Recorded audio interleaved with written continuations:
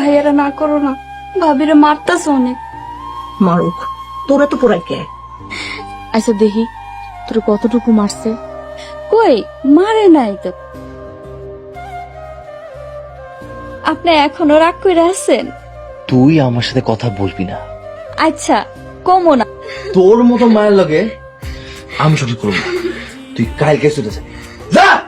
মা, সরলারে মাফ কইরা দেন, আমাকে লগেই থাকুক।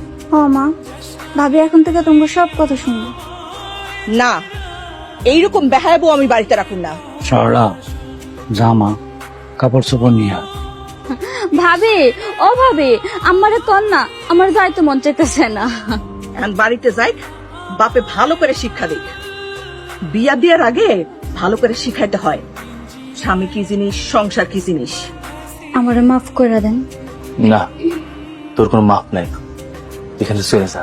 আচ্ছা আমি যাই, রাগ ভাঙলে আমারে দেখতে যাইয়েন। না, তোর দেখতেও যাবো। আপনার পায়ে পড়ি, আপনি আমার একটু দেখতে চাইেন। যা কষ্ট লাগতেছে সরলা, খারাপ লাগতেছে রে বাবা। মেয়ে তো আমি আর কোথাও যাবো না। এই যে আম্মা, এখন থেকে আপনারা যেমনে যেমনে কইবেন আমি হেমনে হেমনে চলবো। 2 দিন আগে আব্বা মইরা গেছে, আপনারা ছাড়া আমার কেউ নাই, এখন এইটাই আমার সংসার। এই, তোরে না কইছি তুই এই বাড়িতে আসবি না, কেন আইছস?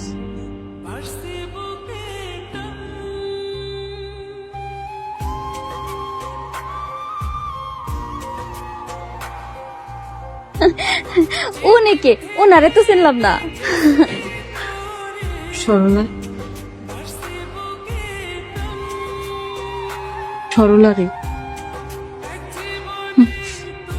তোর সংসার আর নাই রে,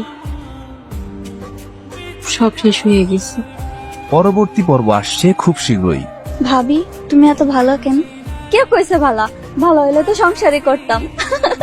সরলারে বিদায় করবি কেমনি? যেমন করে হোক তুমি বাড়ি থেকে ভাগাই দাও।